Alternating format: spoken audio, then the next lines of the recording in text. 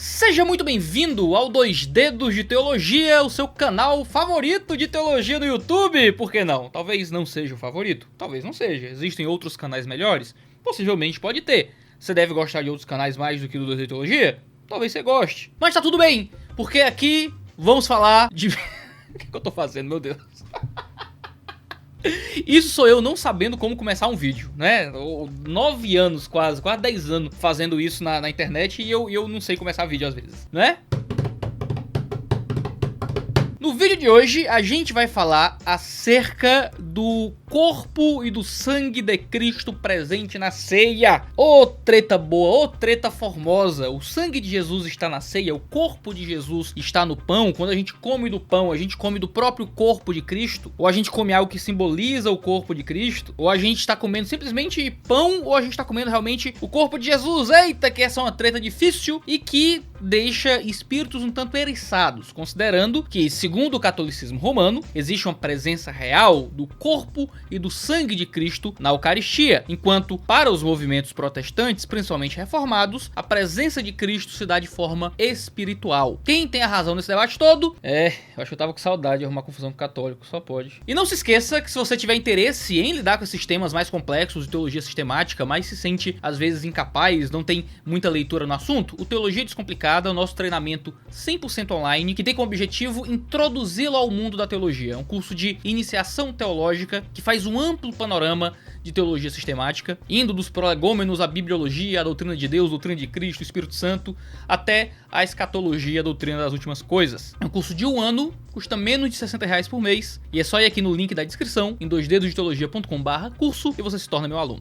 Vamos lá, então, pro vídeo de hoje. Quando a gente tá tratando dessas temáticas envolvendo a ceia do Senhor, geralmente os versículos que vêm imediatamente na nossa cabeça é 1 Coríntios capítulo 11, é essa grande passagem onde Paulo fala acerca da comunhão, e Lucas capítulo 22, que é dos sinóticos, o evangelho que melhor descreve o momento de Jesus ali na última ceia com seus discípulos. São, de longe, os dois textos-chave que nós temos para falar do assunto. Agora, lendo 1 Coríntios 11, a gente às vezes perde aquilo que Paulo quer nos passar ao ignorarmos 1 Coríntios 10 e a correlação entre a instituição da ceia, da Eucaristia, da comunhão dos santos, em contraste com algo que Paulo está condenando anteriormente, que é participar de um tipo de Eucaristia demoníaca, ou sentar na mesa dos demônios. Dentro do contexto de 1 Coríntios 8, 9 e 10, o que nos parece é que sentar à mesa dos demônios era ir aos templos pagãos e participar dos rituais de adoração, que envolvia também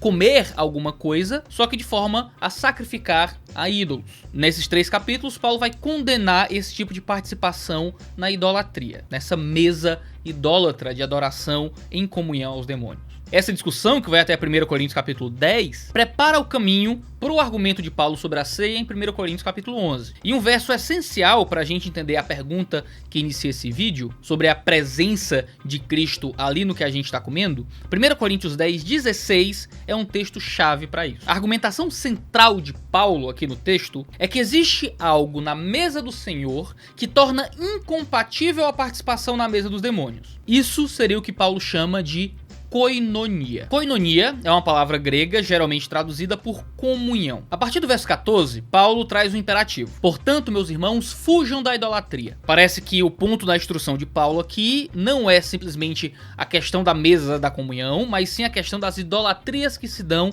dentro desse processo. E então, existem algumas repetições da palavra koinonia aqui no grego. Ele fala de koinonia como comunhão com o Senhor. Em segundo lugar, em termos de comunhão dos israelitas no altar. E em terceiro lugar, da comunhão dos idólatras com os demônios. Esses são 3 exemplos a considerar aqui no texto diante desse imperativo para que eles fugissem da idolatria. Então no verso 16, nesse contexto, Paulo vai instruí-los acerca dessa comunhão do sangue de Cristo e dessa comunhão do corpo de Cristo. Então no verso 17 ele vai explicar que isso se dá pela relação entre um e muitos. Um só corpo porque todos participamos de um único pão. E aqui Paulo vai usar uma metáfora muito interessante. Ele vai dizer que nós somos um pão. E aqui há uma íntima relação entre a unidade da igreja, o fato da igreja ser esse pão, o pão que a gente parte na Eucaristia é a comunhão do corpo de Cristo. E o que chama atenção nessa metáfora de nós sermos o pão é que nós não somos o pão de forma literal. A igreja não está de fato no pão.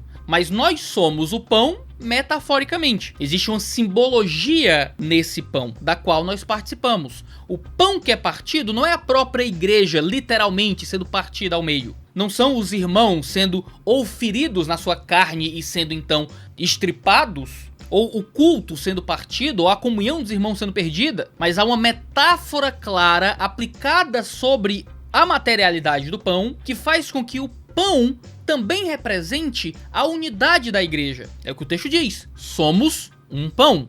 Somos unicamente um pão, e esse é justamente o pão da Eucaristia. Ou seja, o pão representa metaforicamente o corpo da igreja. Agora me diga, imagina o famoso debate entre Lutero e Zwinglio. Nos tempos da Reforma, os católicos romanos já acreditavam na transubstanciação. Lutero começou a defender a co-substanciação. Católicos e luteranos estariam tanto próximos no sentido de interpretar que há um corpo de Cristo de fato, não de forma apenas espiritual, mas de forma literal ali no pão. Zwinglio já acreditava num tipo de simbologia espiritual, de que havia apenas um memorial no pão. E enquanto Lutero e Zwinglio discutiam, a lenda conta que Lutero bateu na mesa e disse: está escrito, isto é o meu corpo. Então é. Parece engraçado, mas muitas vezes o argumento que é usado para dizer que o próprio pão é corpo de Cristo de forma literal é a ideia de que Jesus diz que isto é o meu corpo. No entanto, quando nós lemos Jesus pela pena de Paulo, ou seja, quando Paulo, como um apóstolo autorizado por Jesus a falar em seu nome, constrói teologia acerca do pão,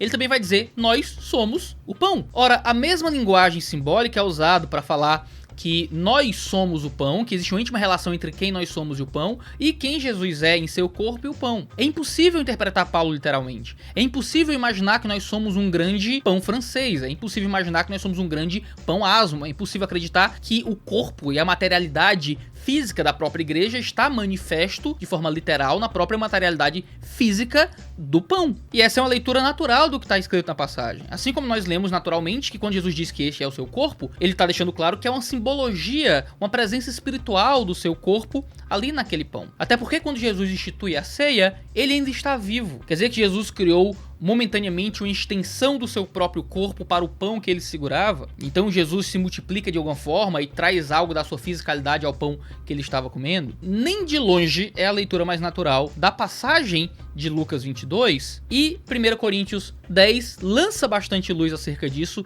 uma vez que uma segunda metáfora é aplicada ao pão pelo apóstolo Paulo. A ideia da presença do corpo da igreja naquele pão que é partido. Paulo desenvolve bem essa ideia para que não fique nenhuma sombra de dúvida. A unidade da igreja é representada na ceia, e isso é suportado não só pelo uso da palavra koinonia, mas também pelo uso da palavra grega metexomen, que é a palavra participação ou compartilhamento. O que Paulo tem em vista é que o nosso compartilhar do pão da ceia reflete a nossa união ou comunhão mútua, tendo em vista a obra do nosso Senhor Jesus representada na ceia. Ou seja, já que somos um pão, então devemos ser um corpo. A analogia que Paulo faz também com Israel é significante por duas razões. Primeiro, ele fala do sacrifício descrito em Deuteronômio 14, 22 a 27, onde o povo se reunia para sacrifícios e comiam parte deles, mas em nenhum lugar do judaísmo é dito que esse sacrifício era o próprio Senhor manifesto ali. Paulo diz no verso 18 que aqueles que estavam comendo do sacrifício estavam tendo comunhão com o altar, onde o ponto da analogia de Paulo é que assim como os adoradores compartilhavam, tinham comunhão com a comida do altar, e então se reuniam para adorar a Deus fazendo isso, já que essa reunião e esse ato de compartilhar comida se manifestava como uma adoração, sentar com os pagãos para comer comidas sacrificadas a ídolos em rituais de adoração a falsas divindades, seria então idolatria e uma comunhão com os demônios. Perceba que a ideia de koinonia, de comunhão, nos exemplos dos israelitas, tem a ideia de compartilhar algo em comunhão, tendo como base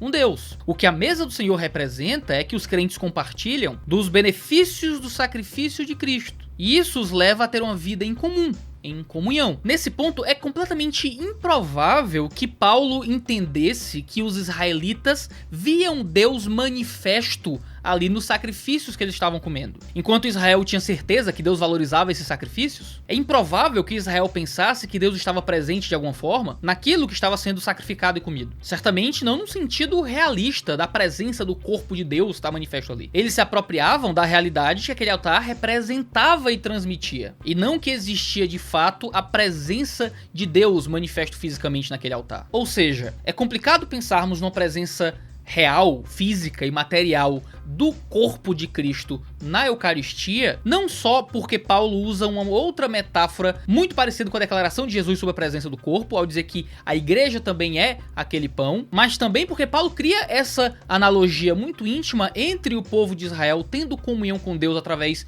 de comer da comida do altar e o ato de nós comermos do corpo de Cristo que está manifesto espiritualmente na ceia. Paulo cria essa íntima relação e essa relação não apresenta a ideia de que a presença do próprio Deus estava naquele alimento para que a comunhão em adoração fosse real. O argumento principal de Paulo, então, é que é incompatível estar na mesa do Senhor e na mesa dos demônios. Essa relação única entre os crentes, como sendo um só corpo, e essa relação única com seu Senhor, como sendo parte da nova aliança, já que ele fala diretamente acerca do cálice, evocando diretamente Lucas 22, quando Jesus fala desse cálice da nova aliança. E perceba, a ênfase de Cristo e a ênfase de Paulo é no cálice, não no conteúdo do cálice, o que é uma clara metonímia ao ato de tomar e participar daquele alimento, torna impossível qualquer associação com os rituais de adoração aos falsos deuses que se dá no templo pagão. É importante o paralelo, então, que Paulo estabelece no versículo 21 de 1 Coríntios capítulo 10. Não podeis beber o cálice do Senhor e o cálice dos demônios. Não podeis ser participantes da mesa do Senhor e da mesa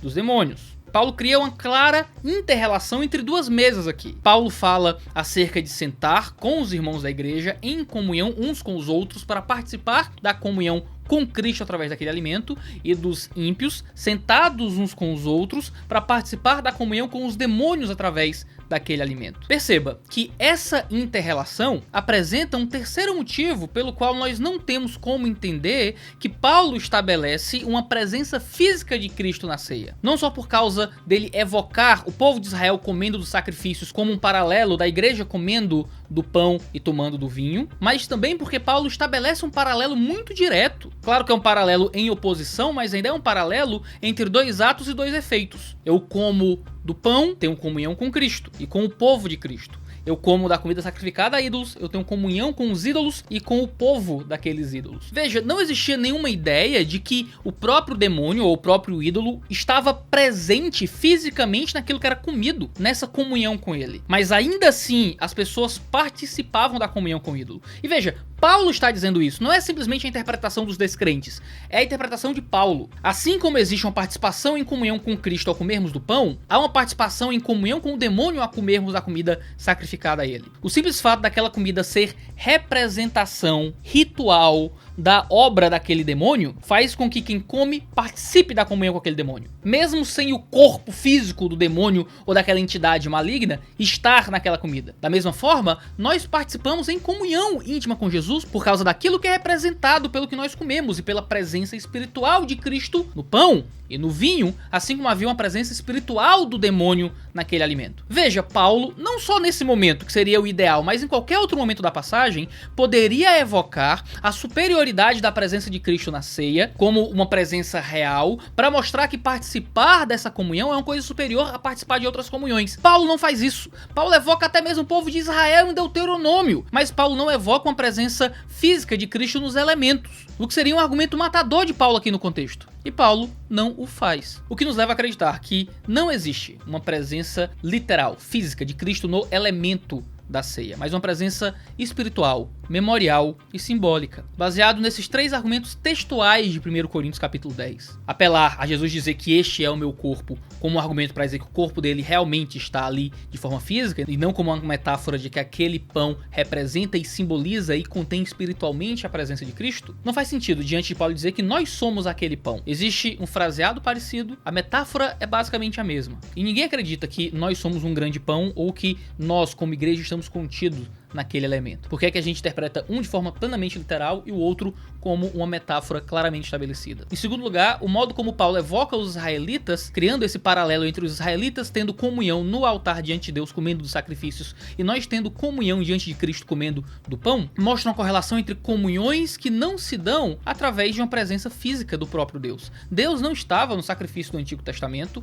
de forma literal, assim como Cristo não está de forma literal no sacrifício do Novo Testamento. E em terceiro lugar, assim como existe existia comunhão íntima com os demônios através de comer comidas entregues aos demônios por aquilo que a comida simbolizava e não por uma presença real, existe uma comunhão com Deus vivo na comida que nós temos diante dele na Eucaristia, na ceia, não por causa de uma presença literal, mas por causa de uma presença espiritual, simbólica e representativa e memorial de Cristo ali naqueles elementos. O que é que você acha disso tudo? Veja, nós estamos argumentando textualmente. Argumentos textuais são sempre bem-vindos àqueles que estiverem interessados em continuar esse debate. Então é isso, temos vídeos toda terça e quinta-feira, 10 horas da manhã, aqui no 2 Dedos de Teologia. Temos sempre alguns vídeos extras de vez em quando, você pode ligar as notificações para receber no seu celular aí sempre que a gente lançar vídeo novo. Então que Deus abençoe você, valeu negada!